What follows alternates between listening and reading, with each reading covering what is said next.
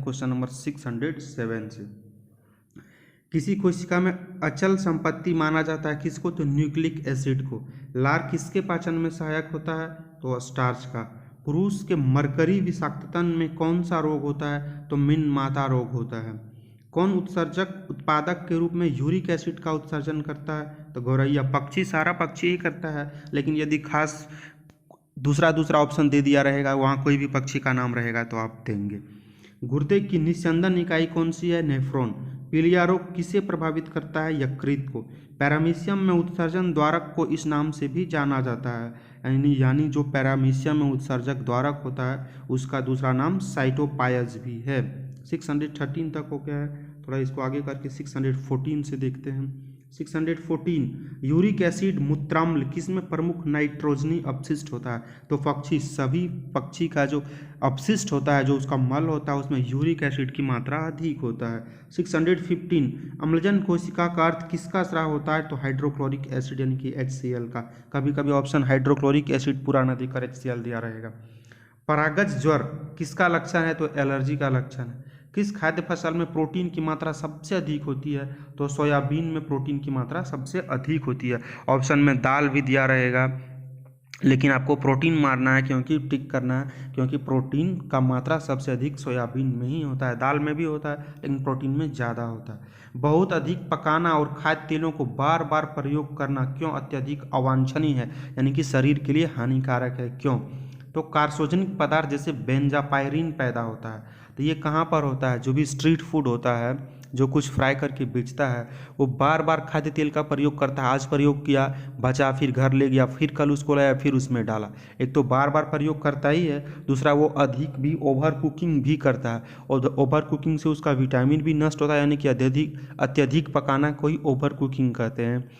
तो उससे विटामिन भी नष्ट होता है और शरीर के लिए हानिकारक भी है। ओवर कुकिंग वो लोग कैसे करता है? यदि ठंडा हो गया तो जो भी लेने जाता है उसको गरम गरम चाहिए, तो ठंडा चीज़ों को फिर से एक बार फ्राई करता है गरम गरम रखने के लिए, तो इसलिए ओवर कुकिंग भी करता है। तो स्ट्रीट फूड में कभी खाना नहीं खाना चाहिए। वो कितना हानिकारक होता है, अच्छा यदि रहे तो भी, एक तो अच्छा होता नहीं है, हाइजेनिक भी नहीं होता है।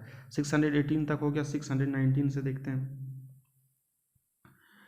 थाइमस ग्रंथि जिस हार्मोन्स को पैदा करती है उसे क्या कहते हैं? तो थाइमस ग्रंथि से जो हार्मोन होता है उसको थाइमोसिन बोलते हैं। मानव मस्तिष्क की कौन सी पाली श्रवण से संबंधित है? तो शंख पाली। जब हम किसी वस्तु पिंड को देखते हैं तो रेटिना पर बनने वाला प्रतिबिंब कैसा होगा? तो वास्तविक और उल्टा होगा।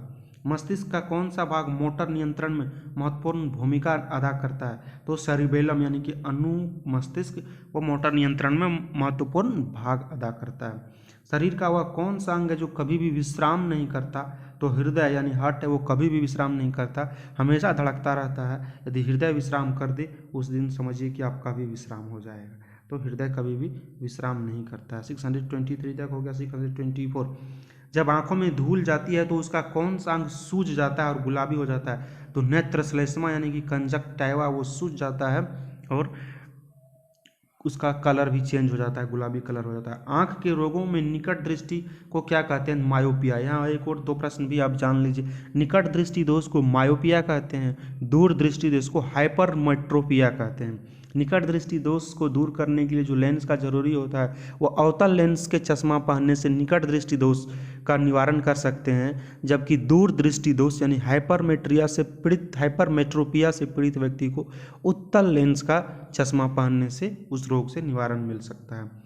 आंख का रंग किसमें मौजूद वर्णक पर निर्भर करता है? तो शंकुओं में, एक शंकु आकार साइड में पाया जाता है, उस पर ही डिपेंड करता है। लोगों का आंख का कलर लगभग सेम ही होता है, लेकिन माइनर डिफरेंस होता है। किसी का थोड़ा ब्राउन कलर का होगा, किसी का ज़्यादा ब्लैक होगा, किसी का थोड़ा ब्लू कलर का होता है।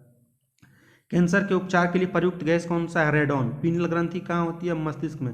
मेनिंजाइटिस रोग किसको प्रभावित करता है? तो मस्तिष्क को। शरीर का तापमान सहसा कम होने के कारण शरीर से अधिक ताप की हानि होने के फलस्वरूप अल्प ताप होता है किसमें? तो मानवों में, मनुष्यों में इसमें होता है। क्वेश्चन नंबर 630 तक हो गया। 631 से पत्ती जैसी संरचना वाली संगोलित यानी कि कांग्लोबेट ग्रंथि किसमें पाई जाती है? तो नर कॉकरोच में। मानव मस्तिष्क का कौन सा अंग निगलने उगलने का नियामक है? तो मेडुला ऑब्लोंगेटा। अधिकांश लोगों के कानों के लिए अल्पतम श्रवण योग्य ध्वनि का क्या स्तर है? तो 0.0002 म्यू बार। जैकबसन अंग किसके साथ संबंध है? तो सूंघना। O2 यानी कि थायराइड ग्रंथि के कम काम करने के कारण कौन सा बीमारी हो सकता है? तो आयोडीन की कमी हम लोग कम लेते हैं, जिसके कारण थायराइड ग्रंथि कम काम करे और इससे जो बीमारी होता है वो घेघा या ग्वाइटर रोग, जिसको गलगंड लोग भी करते हैं, वो होता है। ये पहाड़ी क्षेत्रों के लोगों में ज़्यादा होता है क्योंकि वो आयोडीन का कम उपयोग करते हैं। 635 तक हो गया। क्वेश्चन नंबर 636, हार्मोन आमतौर पर किस में नहीं होता है? तो बिल्ली में कोई हार्मोन नहीं पाया जाता है। शरीर में सबसे बड़ी अंतःस्रावी ग्रंथि कौन सी है? तो आउटू ग्रंथि को ही थायराइड ग्रंथि भी बोलते हैं। एस्ट्रोजन और प्रोजेस्टेरोन किसकी वृद्धि को नियंत्रित तथा उत्तेजित करता है? तो पीयूष ग्रंथि को। शीत ऋतु में पशुओं के प्रसुप्ति काल को क्या कहते हैं? हाइबरनेशन कहते हैं। कोई कोई ऐसे होता है पशु जो सुसुप्तावस्था में चला जाता है, जमीन के अंदर जाके एकदम सोया रहेगा हमेशा के लिए, जैसे लगेगा कि मरा हुआ है, लेकिन फिर जब बारिश का टाइम में आता है तो फिर वो जग जाता है। जैसे मेढक देखते हैं, एकदम नया नया मेढक दिखता है, वो सुसुप्तावस्था में चला जाता है और वो फिर निकलता है, तो उसी को बोलते हैं हाइबरनेशन। किसी उभयचर में जिह्वा नहीं होती, किस उभयचर में? तो इक्थियोफिक्स में जिह्वा नहीं होता, ये उभयचर है। उभयचर क्या होता है? उभयचर वैसा जीव जो जल में भी रहे और जमीन पर भी वो जी ले, उसको उभयचर बोलते हैं, दोनों जगह जी सके। जैसे मेढक पानी में भी रहता है और जमीन पर भी रहता है। लीवर किससे भरपूर स्रोत है? तो लीवर में प्रोटीन होता है। एक मासिक धर्म चक्र के दौरान सामान्यतः निःसृत अंडों की संख्या कितनी होती है? एक मासिक चक्र में एक, याद करके रखिएगा। 642 तक हो गया, यानी लगभग वीडियो का आधा पार्ट हो चुका है और आधा, और इसमें 700 से थोड़ा कम ही प्रश्न रहेगा, तो आधा आप लोग कंप्लीट कर चुके हैं, इसलिए वीडियो में बने रहें ताकि आधा और वीडियो देखें, कंप्लीट वीडियो देखें, कंप्लीट इन्फॉर्मेशन मिलेगा जो आपके लिए काफ़ी फायदेमंद होगा। 643, मानव शरीर की कौन सी ग्रंथि पीयूष ग्रंथि से हार्मोनों के रिसाव को नियंत्रित करती है? हाइपोथैलेमस ग्रंथि। 24 आवर यानी 24 घंटों के भीतर दवा की एक खुराक या कई खुराक देने के अल्पकाल के भीतर होने वाली प्रतिकूल प्रभाव को क्या कहते हैं? घोर विषाक्तता कहते हैं। यानी कि कोई दवा जो डोज के हिसाब से दिया जाता है डॉक्टर को, 500 mg या 100 mg का एक बार खाना है, यदि गलती से 2 बार खा लिए या 3 बार ज़्यादा खा लिए तो उसके कारण जो होता है उसको घोर विषाक्तता बोलते हैं। पर्यानिका यानी कि क्लाइटेलम किस में पाया जाता है? केंचुआ में। अंडे से नया नया निकला टेडपोल किसके माध्यम से सांस लेता है? तो बाहरी गलफड़ के माध्यम से लेता है। फ्लूरा किसका आवरण है? तो फुफ्फुस का आवरण है फ्लूरा। 647 तक हो गया, 648 तक ही है इस पार्ट में, बाकी इधर नेक्स्ट पेज में मिलेगा। 648 में क्या है? शरीर के किस अंग की खराबी से मधुमेह रोग का प्रकोप होता है? तो पैनक्रियाज या अग्नाशय के कारण जो बीमारी होता है वो डायबिटीज़ होता है, जिसको हम लोग मधुमेह बोलते हैं। आजकल बहुत लोगों में मधुमेह हो जाता है। आधा वीडियो हो गया है, एक पेज, 2 पेज ही करते हैं, ये इस पेज का पार्ट 2 है। यहाँ से आप वीडियो में बने रहें और देखें। और चैनल को ज़रूर सब्सक्राइब करें, वीडियो बनाने में काफ़ी मेहनत लगता है, ये सब्सक्राइब करेंगे तो लगेगा कि हाँ कुछ न कुछ आपको फ़ायदा हो रहा है। 649, घेंघा रोग आयोडीन की कमी से होता है, कहाँ पर? पहाड़ी क्षेत्रों के लोगों में होता है, पहले बताए थे, इसका चर्चा ऑलरेडी हो चुका है। थायराइड ग्रंथि का स्थान कहाँ है? गला। वायु प्रदूषक सूचक के रूप में कौन काम आता है? तो लाइकेन यानी कि सेक। एक टेस्ट ट्यूब में अमोनिया क्लोराइड के साथ सोडियम हाइड्रोक्लोराइड को गर्म करना किसका उदाहरण है? तो खुला तंत्र का उदाहरण है। क्या मलजल उपचार का उपोत्पाद है जिसे बायोगैस बनाने के लिए उसे अपघटित किया जाता है? तो गाढ़ा कीचड़। ये सब को केवल देखना है एक बार, यदि एग्जाम में आए तो बस टिक लगाना है ऐसे प्रश्न को, इसमें कोई लॉजिक नहीं है, क्या है नहीं, बस ऐसे प्रश्न भी पूछ दिए जाते हैं तो आपको टिक करना है। विकास का सिद्धांत किसके द्वारा प्रतिपादित किया गया था? तो चार्ल्स डार्विन एक साइंटिस्ट हैं, उसके द्वारा विकासवाद का सिद्धांत दिया गया था। 655, कौन क्लोरोफिल का घटक को अवशोषित करता है? तो कैल्शियम। 656, डार्विन के विकास के सिद्धांत के अनुसार जिराफ की लंबी गर्दन क्यों हो गई है? तो उसके अनुसार पीढ़ी दर पीढ़ी ऊंचे पत्तों तक पहुंचने के लिए जिराफ जो बार बार प्रयास करता रहा ऊंचा ऊंचा पेड़ का पत्ता खाने के लिए, जिसके कारण जिराफ का गर्दन लंबा होता रहा। प्राकृतिक जैव उर्वरक रासायनिक उर्वरक से अधिक अच्छा होता है, क्यों? क्योंकि जैव उर्वरक भूमि की उत्पादकता को बनाए रखता है। जैव उर्वरक और रासायनिक उर्वरक, तो जैव उर्वरक यदि हम लोग डालते हैं तो हम लोग का जो भूमि होता है उसका उर्वरकता शक्ति होता है, वो बिना उर्वरक का भी हम लोग खेती कर सकते हैं, क्योंकि उसका ज़मीन का भी उर्वरक का शक्ति होता है। यदि आप रासायनिक खाद का प्रयोग करेंगे तो वो उर्वरक शक्ति खत्म हो जाता है, अधिक पैदावार के लिए आप रासायनिक खाद देते हैं तो, और वही यदि आप जैविक खाद का प्रयोग करते हैं तो जो ज़मीन का अपना उर्वरक शक्ति है वो तो बना रहता है और खाद से जो फायदा होता है वो होता भी है। क्वेश्चन नंबर 658, बार बार होने वाली बारिश और प्रकाश किस क्षेत्र के विकास के लिए उपयुक्त है? तो सवाना क्षेत्र के लिए। बार बार बारिश और प्रकाश आता रहेगा तो सवाना क्षेत्र में घास होता है काफ़ी बड़ा बड़ा, वहाँ पर पशु चारण के लिए उपयुक्त है, तो इसलिए वो उपयुक्त है। बारिश होगा, घास होगा, बारिश होगा और प्रकाश भी आएगा तो घास बड़ा बड़ा अच्छा होता है। 659, जब पादप विविधता को प्राकृतिक आवास में संधारित किया जाता है तो इस संरक्षण को स्वस्थाने बोलते हैं। यदि विश्व के सभी पादप मर जाते हैं तो सभी पशु भी इसकी कमी से मर जाएंगे, भोजन की कमी से मर जाएंगे। पादप मर जाएंगे तो पशु भी मर जाएंगे, क्योंकि अधिकतम पशु पादप को ही खाते हैं, तो एक दूसरे पर डिपेंडेंट है। खाद्य श्रृंखला किस में पाई जाती है? तो समुद्री पारितंत्र, वन पारितंत्र और सरोवर पारितंत्र में पाया जाता है खाद्य श्रृंखला। कुछ सूक्ष्म जीवों की सहायता से वायुमंडल में पोषक तत्वों को क्या कहते हैं? तो उसमें पोषक तत्वों को अपघटक कहते हैं। ग्रीन हाउस के बारे में यहाँ पर एक प्रश्न है, ग्रीन हाउस इफेक्ट का क्या अभिप्राय है? तो कार्बन डाइऑक्साइड गैसों के कारण सौर ऊर्जा का संग्रह ही ग्रीन हाउस का इफेक्ट है। 654, पारिस्थितिकी प्रणाली में प्राथमिक उत्पादक कौन होता है? तो प्राथमिक उत्पादन होता है पादप। भूमिगत जल के प्रवाह के साथ नीचे की ओर बहने वाले प्रदूषक को क्या कहते हैं? निक्षालक कहते हैं। ये प्रश्न ज्योग्राफी में आता है, ज्योग्राफी का प्रश्न है, लेकिन यहाँ भी डाल दिया है। किसी पारिस्थितिकी तंत्र में ऊर्जा प्रवाह के बारे में कौन सी श्रृंखला है? तो उत्पादक, उपभोक्ता और अपघटक। किसी औद्योगिक क्षेत्रों में अम्लीय वर्षा किस गैस के कारण होती है? तो सल्फर डाइऑक्साइड के कारण। जहाँ पर इंडस्ट्रियल एरिया होता है वहाँ पर एसिडिक रेन यानी कि अम्लीय वर्षा होती है। 668, जल चक्र का अभिप्राय किससे है? तो जल का महासागर से पृथ्वी की ओर पुनः महासागर की ओर निरंतर संचलन करना, यानी एक तरह से गोल गोल जो चक्र होता है घूमना ना, जल का महासागर से पृथ्वी की ओर और फिर पृथ्वी से महासागर की ओर। ऊपर से जब जल बारिश होता है तो वो क्या होगा? नदी में जाएगा, नदी से फिर जाके महासागर में मिलेगा और महासागर से फिर इवेपोरेज वाष्पीकरण होकर, इवेपोराइजेशन होकर फिर वो क्या होगा? ऊपर आकाश में चला जाएगा और फिर बारिश होगा, फिर नीचे आ जाएगा। तो जो घूमता है एक तरह से उसको ही हम लोग पुनः चक्रण कहते हैं। तो यही है। बहुत बहुत धन्यवाद। यदि यहाँ तक आप वीडियो में बने हुए हैं, देख रहे हैं, तो आपको पता चला होगा कितना फ़ायदेमंद है। तो चैनल को ज़रूर सब्सक्राइब करें और लोगों में शेयर भी करें और उनको भी बताएं। पशुपालन के साथ खेती को क्या कहते हैं? तो मिश्रित खेती कहते हैं। हरी खाद इससे प्राप्त की जाती है, अपघटित हो रहे रीब पादप से हरी खाद प्राप्त होता है।